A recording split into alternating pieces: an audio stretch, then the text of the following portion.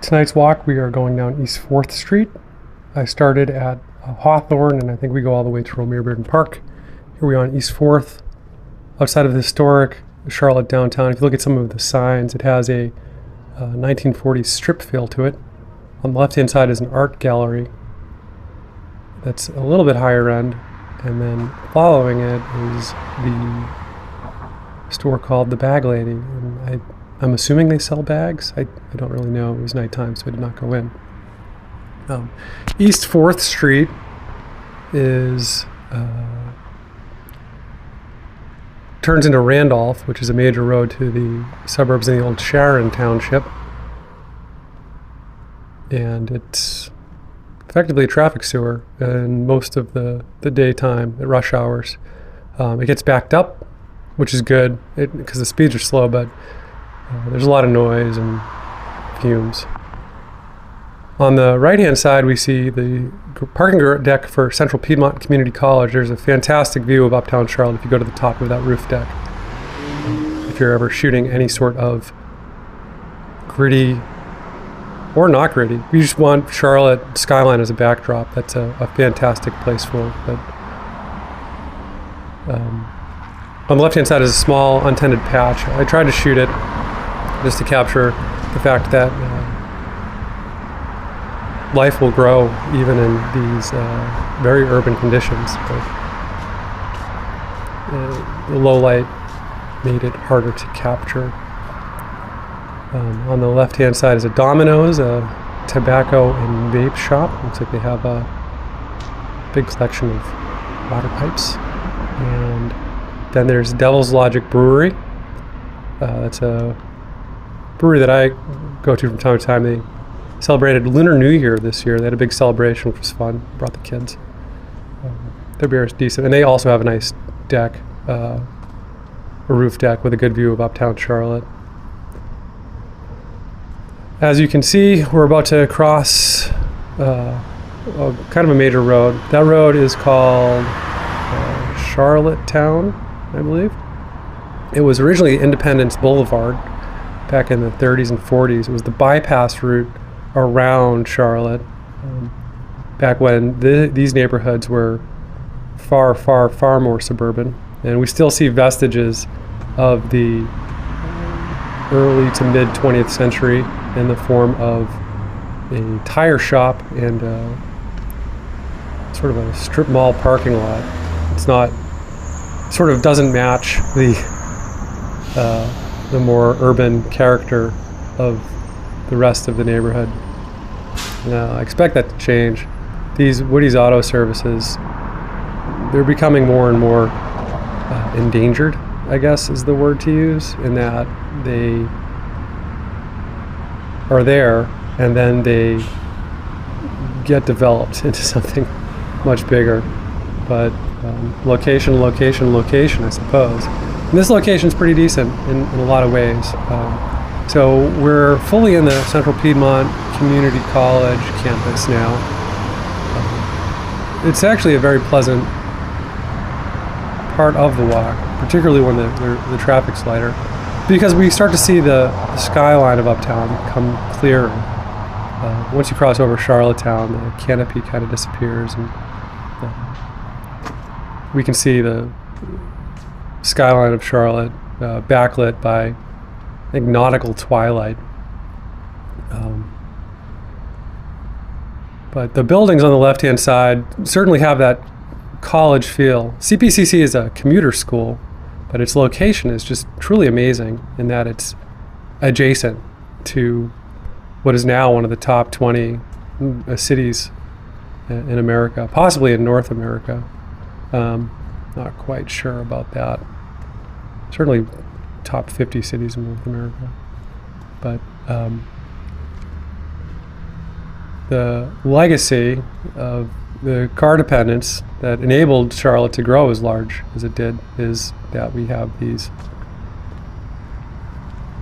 East 4th Street, which is really just meant for cars to be driven through at 35 miles an hour, which is a shame because it's a nice walk.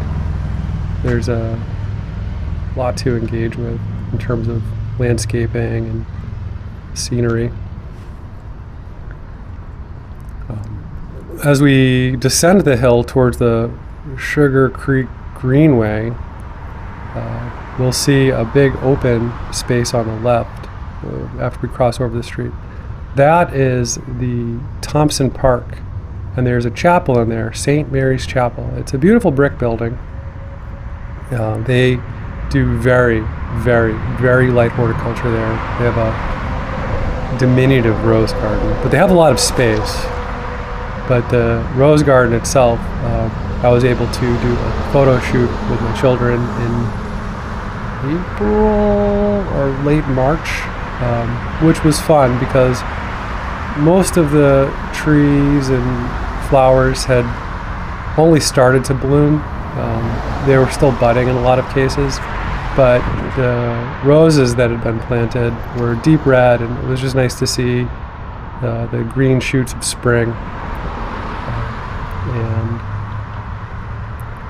we photographed it, and we did some fun stuff with filters on Google Photos for that.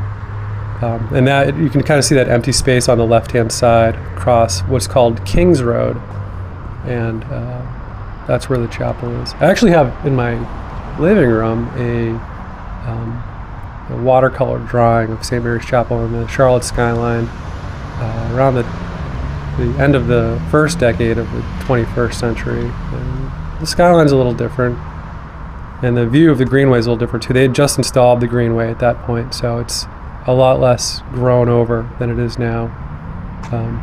I may have to do some special content where I walk through this area along the greenway, because it is quite a pleasant walk, but I think I'll do it at daytime. I'll also use a 16mm lens rather than this 29mm lens. I feel like a 16mm fisheye effect does actually provide a more immersive experience, even watching on a flat screen. So you can just barely see the outline of the chapel there. I sometimes fantasize about this Thompson Park becoming more of a public botanical garden, because it has fantastic location. It's near a shopping center called Midtown Plaza, and it's across the street from another park, which has a horseback rider. He was Captain Jack, they call him, not of the Billy Joel fame, but he was an over-mountain person. Somehow he was related to Nathaniel. I think ultimately what the story is, the British were in the Carolinas during the Revolution. They were coming through Charlotte. Maybe they were marching towards, I don't know where they were marching towards, but he got on his horse, Captain Jack, and rode either to the western Piedmont or over the mountains into Tennessee. It's not really clear to me. I've seen a lot of different descriptions of what exactly he did, but a bunch of volunteers came from Tennessee and from western North Carolina, and they fought the British about 35 miles, about 50 kilometers outside of Charlotte at this place called Kings Mountain, which is now where we sometimes go to hike, at a place called Crowder's and Pinnacle, and there's a nice winery out there as well. The wine is okay, but the views are amazing. So it's popular. It's not a big secret or anything like that. So here we're coming into the Sugar Creek. We crossed over the Greenway. The Greenway's protected. It goes in tunnels underneath these busy streets. But in the, I'm assuming the 60s or 70s, maybe even into the 80s, Charlotte completed its inner beltway, which is quite a feat. Most cities failed to do so. They did that by building an area that they just didn't really develop in here anyway. They also tore down historic neighborhoods in the name of urban renewal, which was lamentable and done everywhere throughout the country. It's kind of a controversial history. But the impact of it, the effect of it, is to make it feel like uptown Charlotte is almost like a walled city, like a medieval walled city, where you pass through a gate, a door, or a portal before you actually enter in the proper citadel, the city. So it's kind of a cool experience in some ways. But we see on the left, there's just a lot of unused space because they have these large off-ramps that have nothing developed inside of them, and it's very car-centric. So now we're beginning the walk up the hill into Uptown, out of the Sugar Creek Valley, and we can still see the skyline. The views at this point are a little less overwhelming just because you don't see everything on display. Now you get peeks here and there of the various buildings, which can be fun. If you use your imagination, you can almost see historic views that were visible to folks in the late 70s and early 80s before Charlotte had 500,000 people. So for instance, that tower that's with the big crown on top of it that's all lit up, imagine that's not there, and then see the view on the right, the brutal building on the right, which I think is the jail, and then the other like lower buildings in front of you,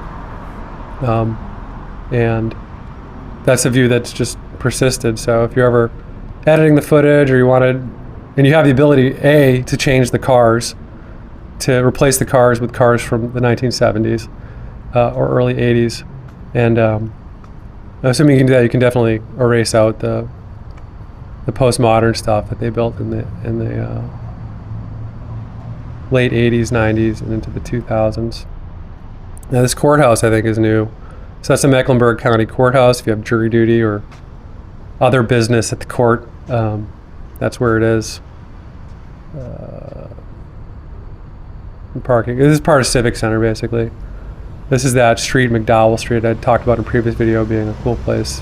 It doesn't really go anywhere, but it would be a cool place to walk down the hill and grab a drink, especially with that new medical campus at the end of it.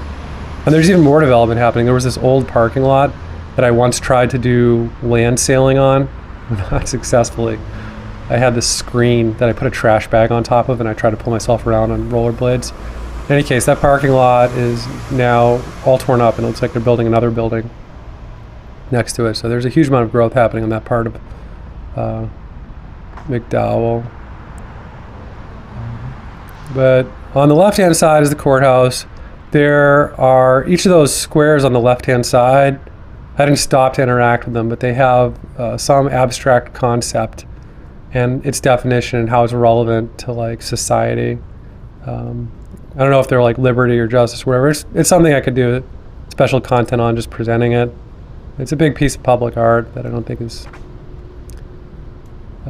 captured, and I don't know, who knows if it'll outlast this building, right? I mean, Charlotte has a history of tearing down 80, 100-year-old buildings, so assuming this video is still on the net after this building exists, you know, a worthwhile exercise could be just to record those and announce them. I don't know.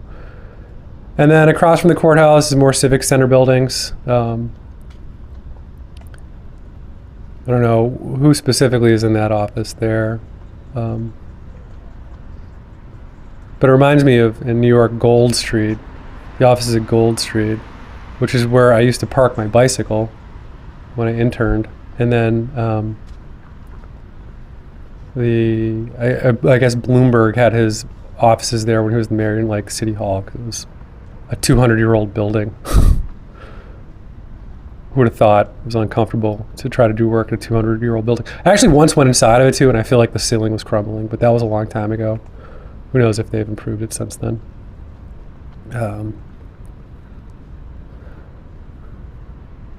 Looks like there's some sort of work going on in the middle of East 4th Street. And we can see I don't know if it's a district attorney's office or the old county courthouse. It's a pretty building.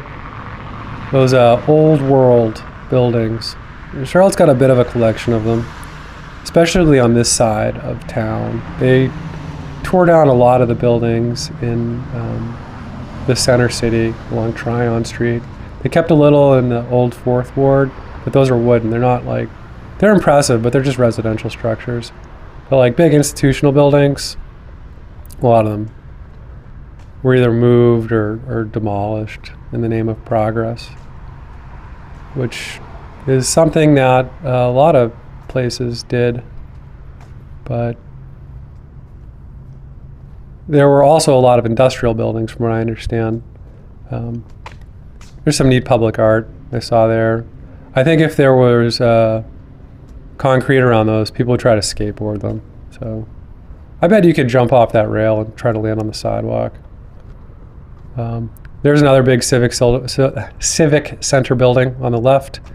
And again, there's that view of Uptown. So imagine all the buildings with lights on them not being there. And that's the view of Charlotte circa 1982.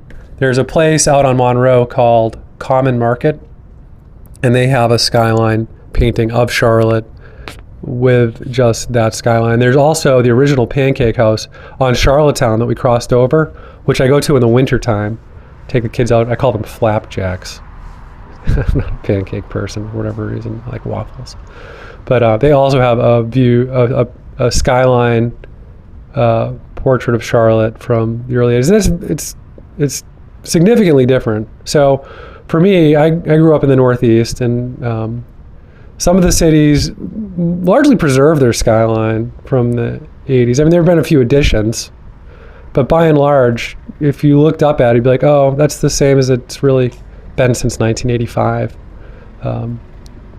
New York's changed dramatically because from what I understand, they didn't build anything after the Depression until like 1980. There was basically, they built the Empire State Building, and like that was it. They just closed the books. They built the World Trade Center, this building, and then like that was, and I guess they did a ton of stuff in Midtown in the 50s and 60s, but it just was hard to see. So maybe I'm just talking out of the side of my neck.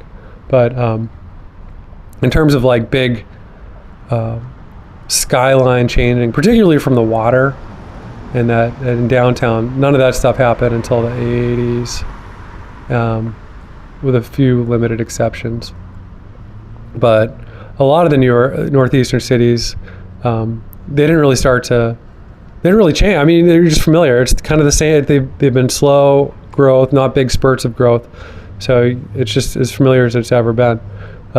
Charlotte is not like that, just simply because it was, I think after the second, when the 1950s started, or in the middle of the 40s even, the population was about the size of Chattanooga, Tennessee. So there was 40,000 people here. I mean, it's a town. It's a town. They had some towers, but by and large, it was. It just didn't have it didn't participate as vigorously in the growth of the 1920s, of the Roaring 20s, as did the northeastern cities that were far more established, had access to ports, and already had hundreds of thousands of people living in them. So this building here was originally on Tryon Street. They moved it. This is some of that old world stuff I'm talking about. And then above it is a bar called Fahrenheit. It's a rooftop bar where you can look out and watch the planes fly over the city. It's kind of neat. They moved this in '84, I think, according to the history, to make way for some tower or something. And I don't know what they do in this building now. But there's this flower bed here. So I used to walk past here all the time because now we're getting really close to the offices of Uptown. I don't know what those plants are. They reminded me of something else, but I think they're just 5-leaf plants. And then there's that view. If you look, so that's a nice 1980s view of Uptown. Just sleek modern architecture. I think at the time there were something like 10 or 15 different banks that were in Charlotte. They hadn't consolidated yet. They were all just regionals. They were all branch-based, like micro-regional almost. And it's cool. I mean, it's an impressive view. But then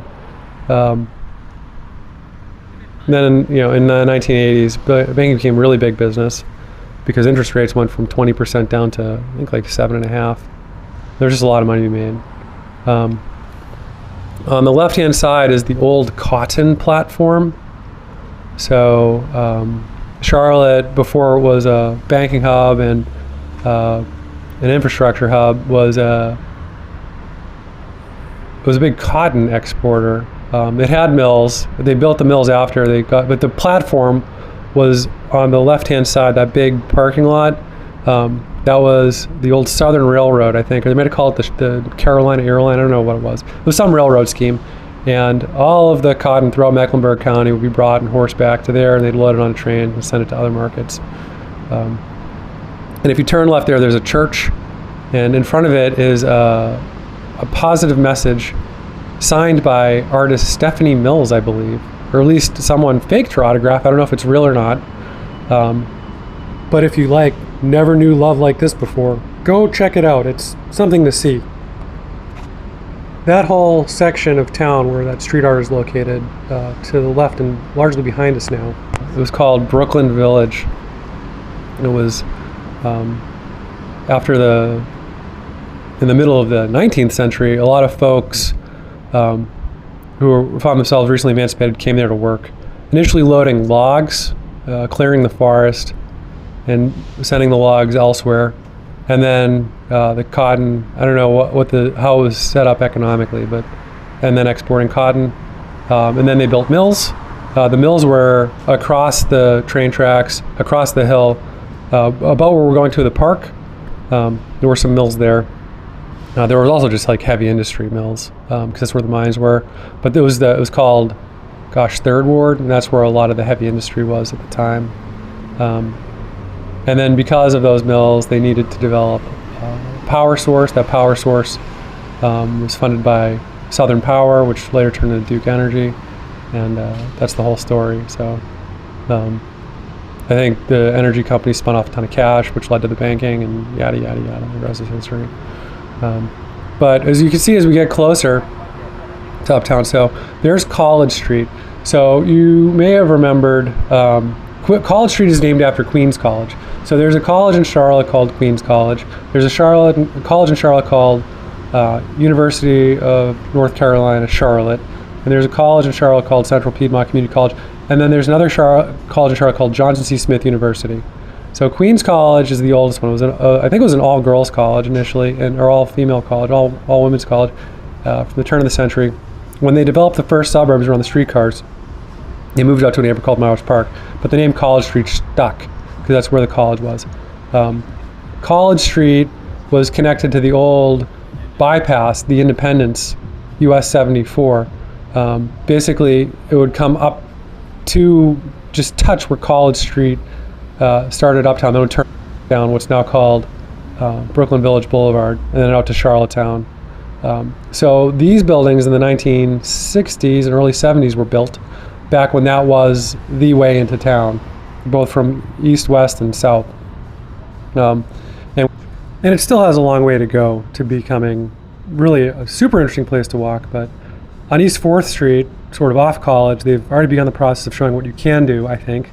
We see on that building this neat abstract art and wall art, mural art. This one is a little more challenging.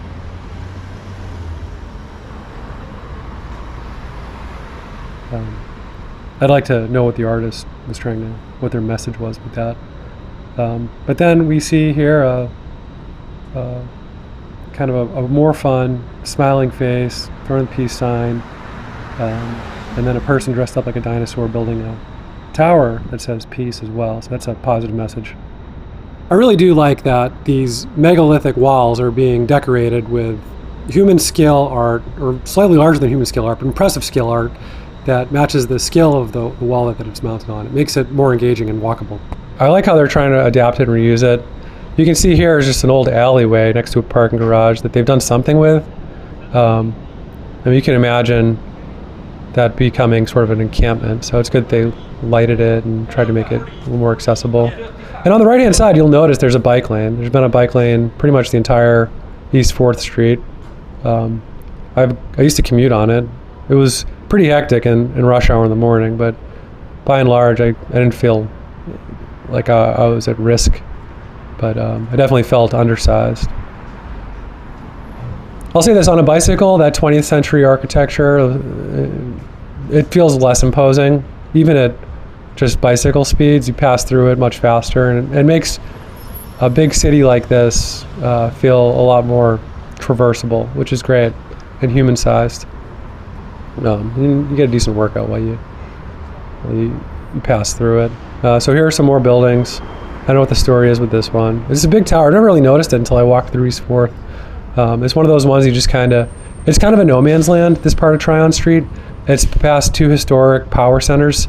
There, again, you saw parking garages, and what they did in the 70s and 80s is they built this thing called the Overstreet Mall. It's an indoor shopping center, similar to what they did in a lot of the cities in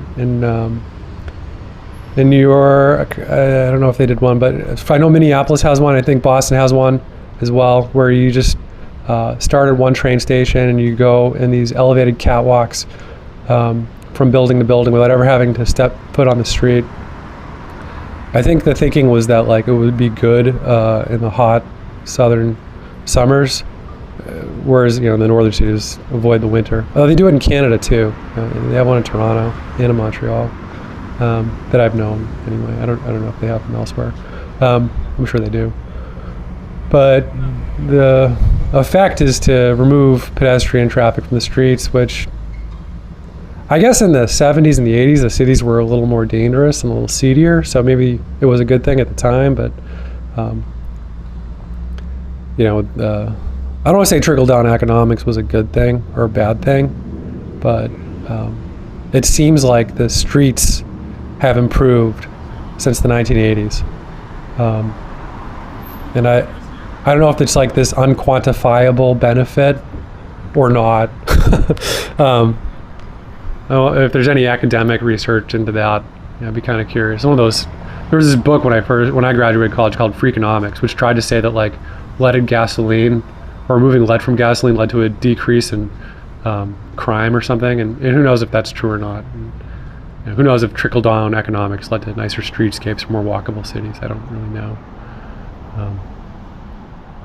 Maybe it's because fewer people could afford cars.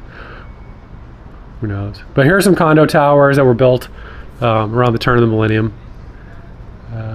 off in the distance. I think there's a commercial building as well. We're coming to Romare Bearden Park. I just got a good view, so I tried to capture it. Again, this was the old Third Ward. It was the industrial district of town. It's where the plants and factories were. You can imagine around the turn of the 20th century, it's smelling like horse manure and being a cacophony of sledgehammers doing ironwork. I'm sure it was a less alluring place to hang out than it is now, with these parks and these views of just amazing towers and condo developments. I've been told that these condo developments could have done a better job in terms of price appreciation. They built them prior to the downturn in 2008. Now I don't even think they build condos. I think they build apartment towers, which is, it would be neat if there were a way for our youth to participate in the commonwealth, so to speak, whereby we all invest in our society and we make sacrifices, we save, we invest in it, and when we're old, we have these assets which we can use to sustain ourselves. And it seems like we've done the transition to more apartment-based, less condominium-based, but we haven't figured out a way to make these more sustainable. This is tale for a different day, and maybe we'll crack the code in Charlotte. There's a lot of great financial minds here. Whatever the case, I thought this view was cool. I like the lights in the sidewalk. It reminds me of Starlight, and then everyone loves a backlit water feature with a huge skyline. Catch you later.